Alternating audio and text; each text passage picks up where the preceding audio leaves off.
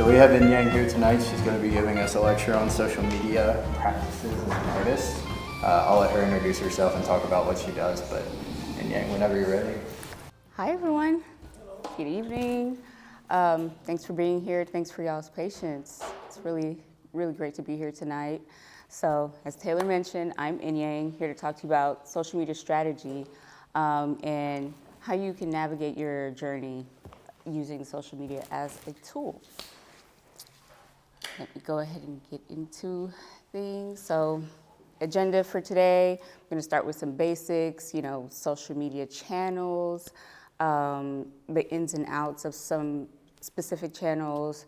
Then I'll talk a little bit about doing things from an artist's perspective, because it looks a little bit different for artists at times. Then I'll get into a few effective tools for building your strategy and maintaining it, as well as finding and maintaining your balance as you implement these things moving forward. And there's a little part called "and then," you'll see why. And then we'll do questions after that. So just a little bit about me. My name's Inyang Essien. I am a lens-based artist based here in Dallas, Texas.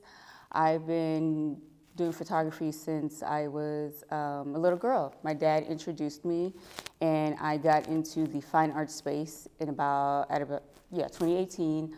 I've been exhibiting since then, had plenty of shows and different types of things since then. I've served as the digital content specialist for the city of Dallas for the last 3.5 years, basically maintaining and managing the communities and the content for the main City of Dallas social media channels.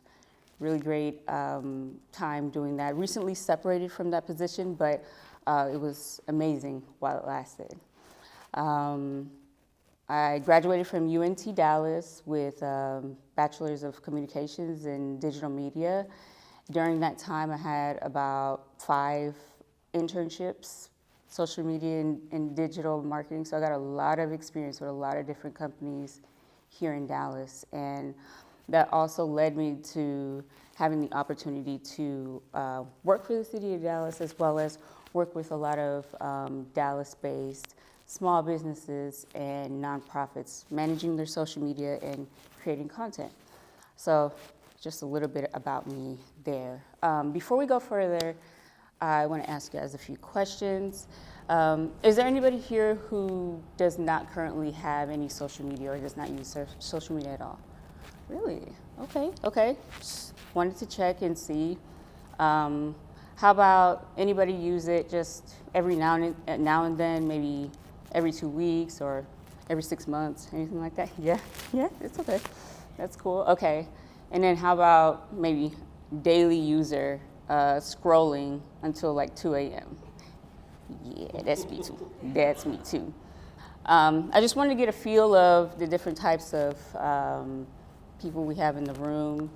Social media is something I want you to keep in mind during this presentation, that social media is a tool, and it shouldn't be thought of as the strategy. It's something to help you maintain and manage your your digital presence online. So I'm going to get into what exactly that looks like and why it's a tool as opposed to anything else. And if you guys have any questions, you have a burning question, I am okay with that. Feel free to raise your hands, but we will have Q&A section at the end. Let's get started. I want to start with this quote here. Really love it, by Octavia Butler, phenomenal, legendary sci-fi author. This is really something else that I keep in mind when I'm creating my social media content. You're telling a story, whether you are featuring yourself or you're talking about an upcoming event or you're just recapping something. You really want to tell a story, and there's different parts of a story. And so I think this is a really easy way to keep that in mind, just this quote here. So we get into the basics. So I want to call these channels the big three. We have TikTok, Instagram, and Facebook. Now, there are dozens of social media platforms, and they all have different uses and different types of people that are on them. But I feel like in my opinion, and just based off of my experience, I think that creative people, artists, they thrive on these three channels. As you can see, I have a little bit of information about each one of them. If you haven't used TikTok before, there's a lot of different communities up there. They give a lot of information. There's things that you probably would never have known if you didn't visit TikTok. There's people from all across the world. You could say the same thing for pretty much all social media channels. It's just the way that the short form content is conveyed. It makes it very interactive, and you look forward to connecting with these people. It's a really easy way for you to promote your work and also search for different niche things online, I feel like. Instagram, somewhat similar to that, but the stylized content in the form of stills, very effective. It's come a long, long way, and now Instagram and Facebook are one with Meta. But with Instagram, a lot of different industries are how you can target a lot of different industries through the content. So you're thinking about the beauty community, you're thinking about food and different things like that. Very easy to navigate through Instagram. Then with Facebook, it's a lot easier to keep up with people, keep up with communities, keep up with family, but you can still have your artist page and there's, oh, I didn't know that you do this or you do that. It kind of gives you somewhat of a personal touch from what I think. Down here I have the goals, the audience, and challenges. These are the three things that you want to keep in mind when you are trying to select a social media platform to, excuse me, to promote your work. What are your goals? What are you trying to achieve? Are you just trying to be seen? Are you trying to convert your viewers for them to become clients and customers? Are you just trying to lurk? You have a Finsta or something. Whatever your goals are, you have those in mind. And so once you narrow that down, you'll be able to pick the right social media channel for that. Who's your audience? There's going to be certain types of people that are on certain channels. Just think about different demographics. We have age and we have different areas that they work in and things like that. You may not want to be on LinkedIn if you're trying to promote a certain type of content. It just varies. And then you want to think about the different challenges that might come with each channel. So if you want to post things that are 5 minutes long, you have lots of stuff to talk about. That's quite all right.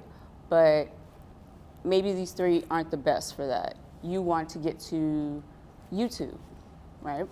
That's long form content. And so these are just a few different things you want to keep in mind.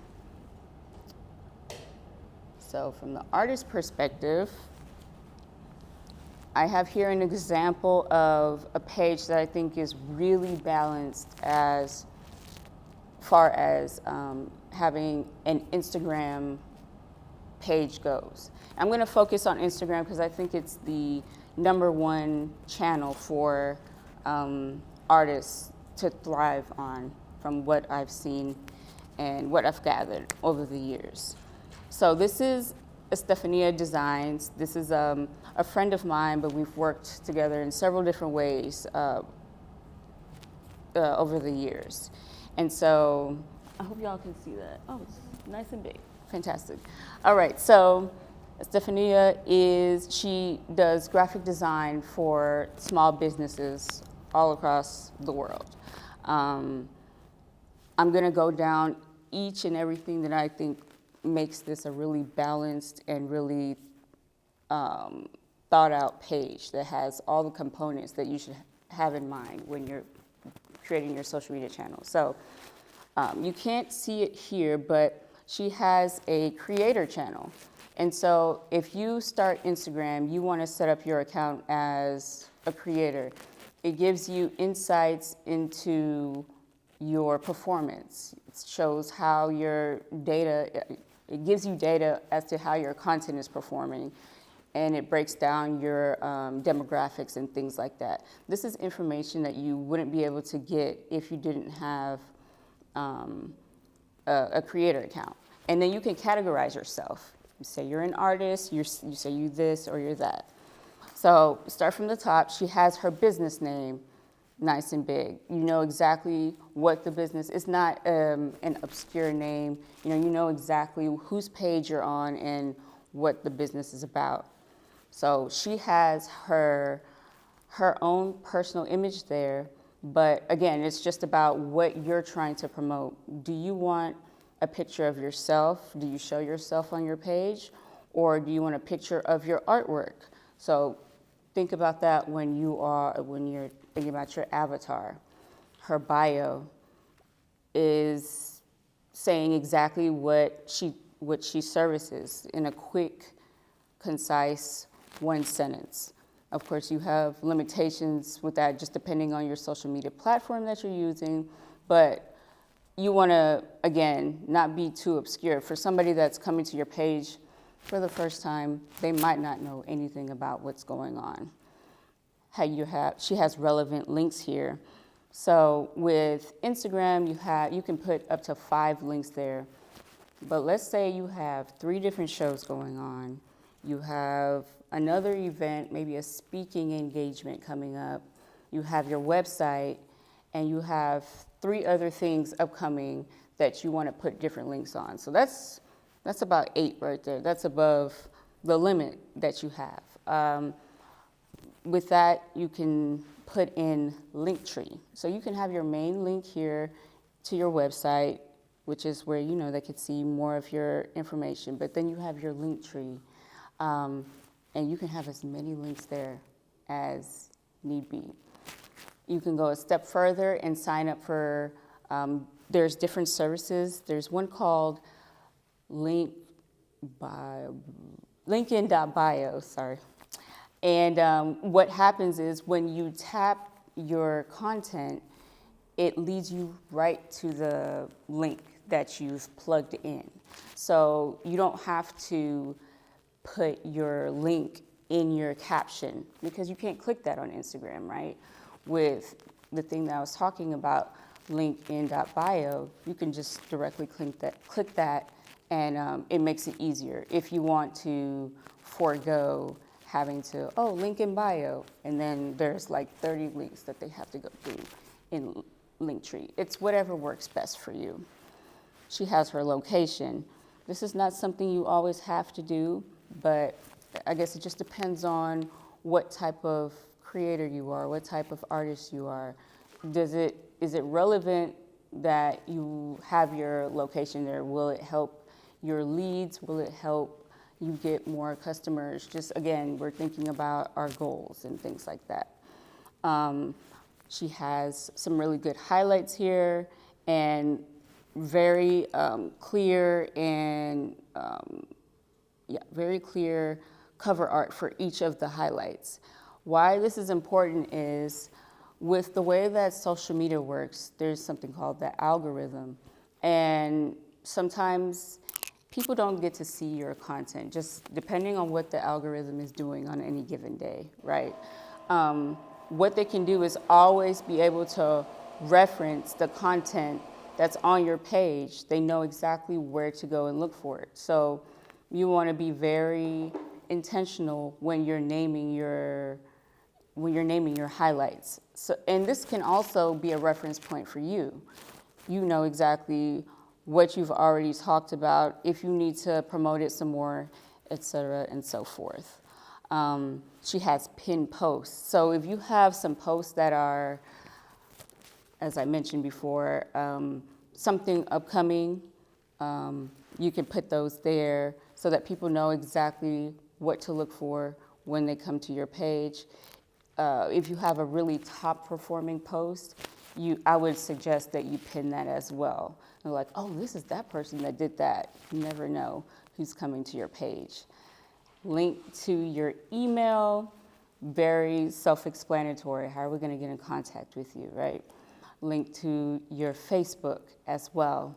All of my social media posts, they go directly to my Facebook, my artist Facebook page. And it's just giving me a way to, I have visibility in more than one place, instead of having to post separately on 2 separate platforms. Then you have link to Threads. If you want to have a Threads account with Instagram, this is a really good way and very easy way to link it directly there. So they can get access to, again, another platform all in one. And then show yourself. If you're comfortable putting yourself on stage, it's a great idea. It shows that you're human. It shows that you can be relatable. It's not everybody's cup of tea, but it's a decent strategy, and it helps people engage with you more. And it also can serve as representation. When you say show yourself, does that mean like having videos of maybe just you talking about something? Absolutely. Things like that. Always document yourself, document your process.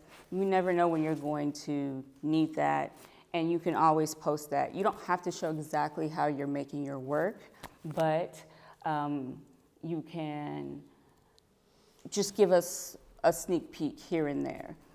People really appreciate that, and they'll reach out about it. So when it comes to structuring your posts, these are the things that you want to keep in mind. As I mentioned, you're telling a story, and you want to answer these questions when you're telling the story. It's the who, what, when, where, and the CTA. Always have a CTA with your posts, and that's giving you a chance to take that post and take the audience somewhere else, wherever else you need them to go.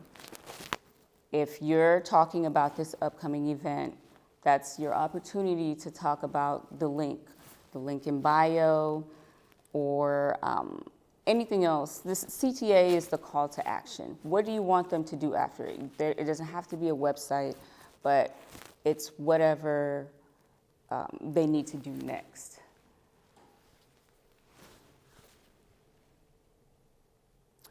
So here's an example of a post that I made during my time at the city of Dallas. There's different content structures that you can explore. I don't know if you've seen now that you can have images with an overlay of text, and it just gives people some information so that they don't have to go to the caption and look and read a long caption if they don't want to. They can engage with the images and get all of the information there. So this was about a celebration during Can Do Spirit Day, and it's really just a recap. I don't have the caption here, but there's so much information about what happened during that day, what exactly Can Do Spirit Day is, that they might not even need the caption. Now, this is just an example. You can experiment with different types of things. If you don't feel like shooting a video, you can take images and do something like this and make a carousel. I don't want to just post just regular still photos. You can give some context here, something like this. Any questions so far? Everybody okay? Okay. All right. So effective tools for building. When you are creating your content, we have a lot of different tools that you can look into. So when you're writing, let's say you're not a writer, you never you hesitate to make posts because you're not sure of what exactly to say. I know that it's a little bit controversial, just depending on your perspective, but ChatGPT is another tool that you can use. And you can put in a prompt. It doesn't have to do the work for you. It can just inspire you. And you can take something from that and tweak it to your voice and post your caption that way. Then we want to use Grammarly for our grammar, obviously. For content creation and video editing, Canva is a really great tool for that. If you're not a fan of Canva, I use Adobe Express when creating my graphics and maybe even splicing together some short videos and things like that. Really easy. They have a mobile version as well.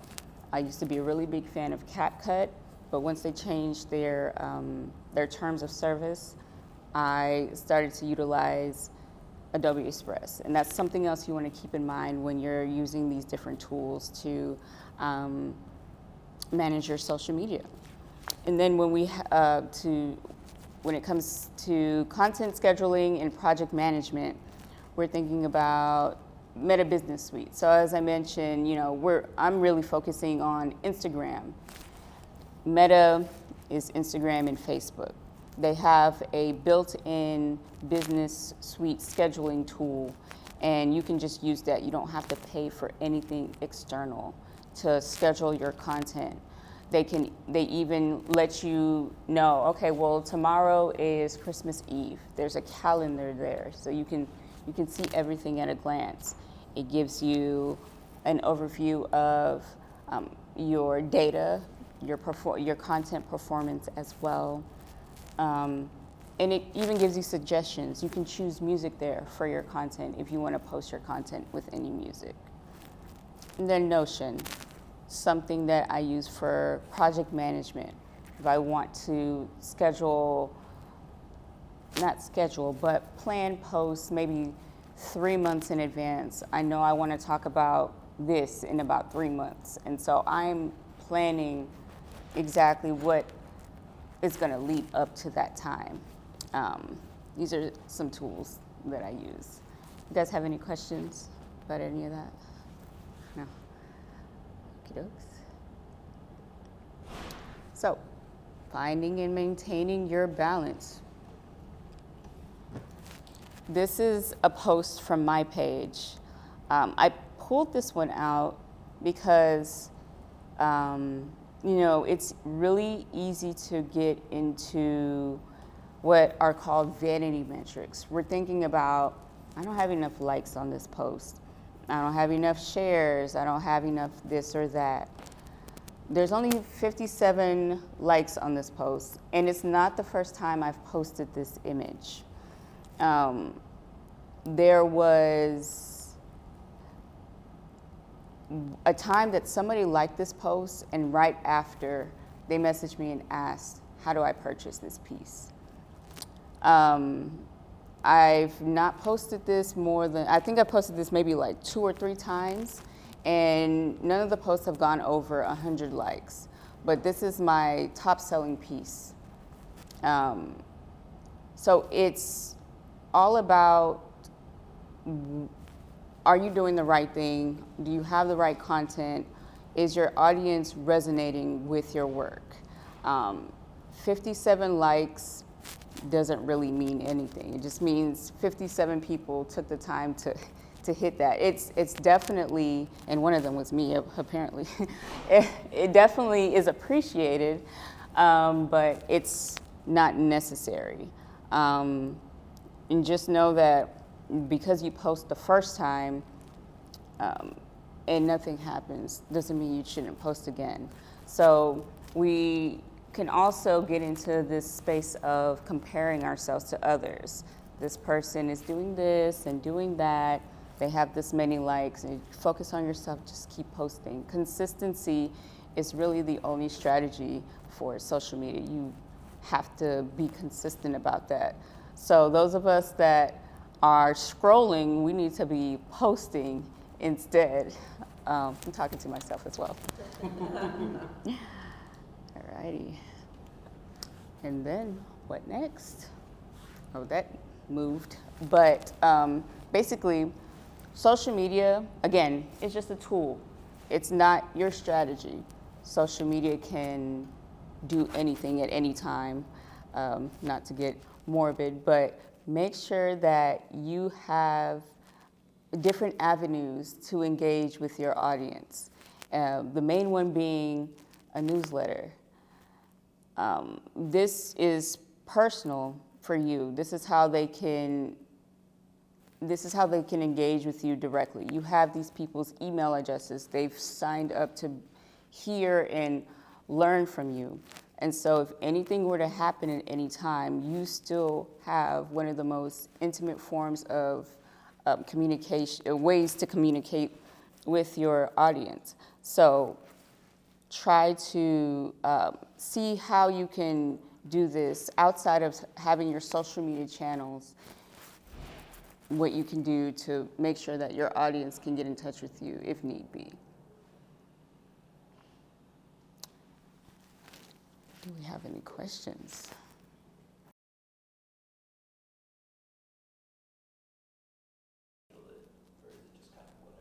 It's a really good question. I would say that you got to develop a cadence that aligns best with you. I would say think about yourself first. Do you like getting emails every week or every day or every month from the same company? Kind of frame it in that way. So what I do is I have a monthly newsletter. And that way I've been able to round up at least 30 days worth of announcements and things like that, information. I've had time to sit down and think. You don't want to get to a point where you are annoying anybody that's your audience. So I would say at the minimum 1 month, but I want to say most creative people whose newsletters I'm signed up for, it's probably a 2 or 3 month out type of thing. Yeah. So again, it's just what works for you. Sometimes you'll get to the point where your audience will engage with you. They might want to hear from you more. And when it starts to get to that point, you can start to segment your mailing list to have to send certain messages to certain people. But that's, down the line. Yes, go ahead.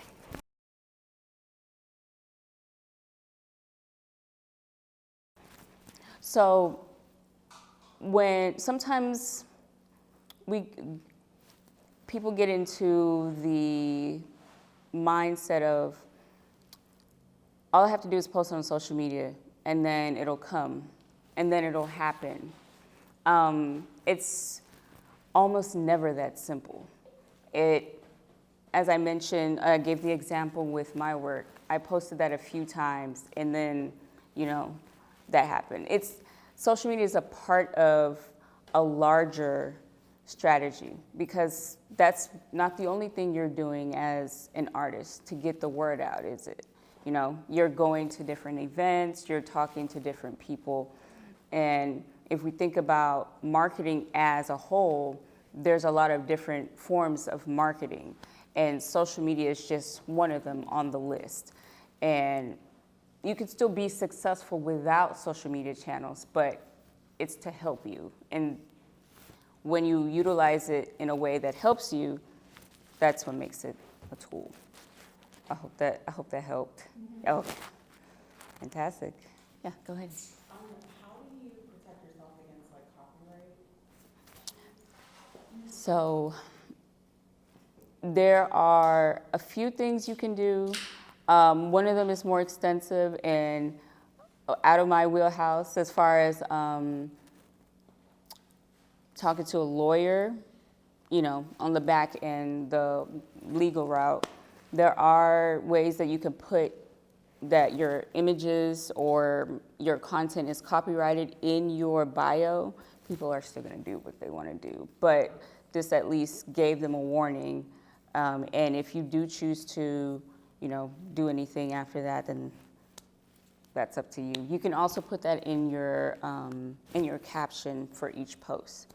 Another thing that artists do to protect themselves is they might not post the image outright of whatever their work is. So they might stand next to it where it's blocking some of it. They might just show a piece of it, or there's a video, it's a reel. And so you can see them working on it. I mean, you can screenshot it if you want to, but it's gonna be blurry. We're trying to put that on a t-shirt, right? So just having the static images is a risky play in that regard, but those are a few things you can do to help.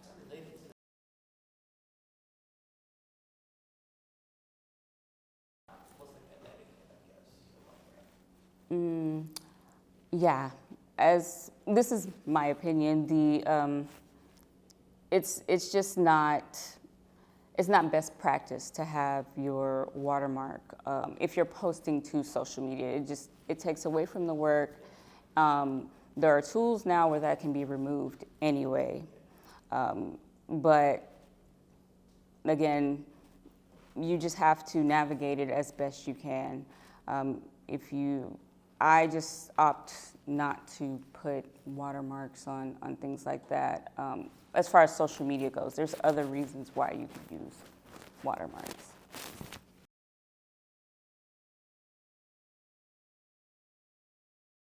For sure. So if you think of the type of content you want to post, let's say you're a writer and you want to post a form of short stories, you would probably do better on Facebook and Twitter, or X, whatever you want to call it, as opposed to posting to Instagram, because people go to Instagram to see images and see reels. So that's somewhat of a challenge with that. It's just kind of navigating what each platform is best for. If, again, back to the example of YouTube versus posting on other channels, there's a time limit for long form content versus short form. And so it's kind of a challenge. If this is your favorite platform, but it can't do this, where is it gonna resonate best? You also want to know where your audience, once you know where your audience thrives more or engages more, you have to know, like, oh, okay, well, I really enjoy this for my personal use, but for my audience, I'm going to need to post here more because this is who I'm trying to target with this work.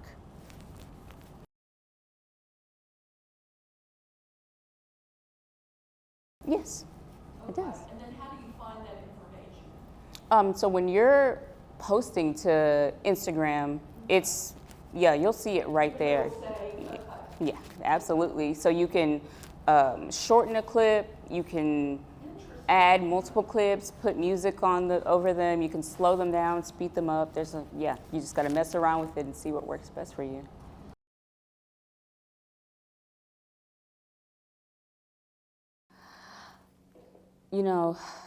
This just all goes back to you do what works for you, because it's working for the first artist, and there's that representation that I spoke about earlier. Somebody wants to see that. Somebody that resonates with somebody. That's why it's going off. But somebody else is doing the same thing, and it's not really resonating. There's no one formula for social media, unfortunately. With the algorithm and the way that things work and how you can be following somebody, you haven't seen their work for 6 months at a time. Somebody you used to see on your timeline every single day. They get lost in the algorithm. That happens at times. So sometimes it's a matter of out of sight, out of mind.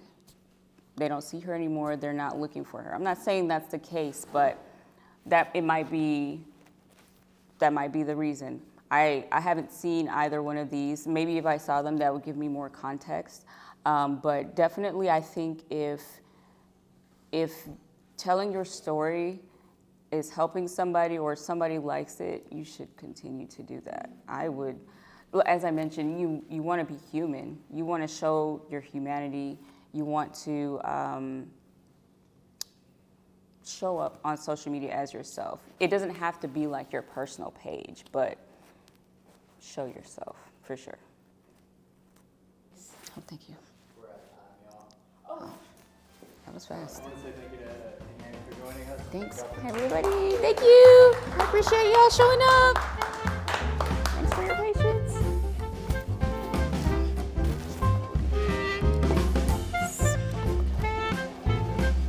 I'll be here if y'all have any other questions. I'll be right here.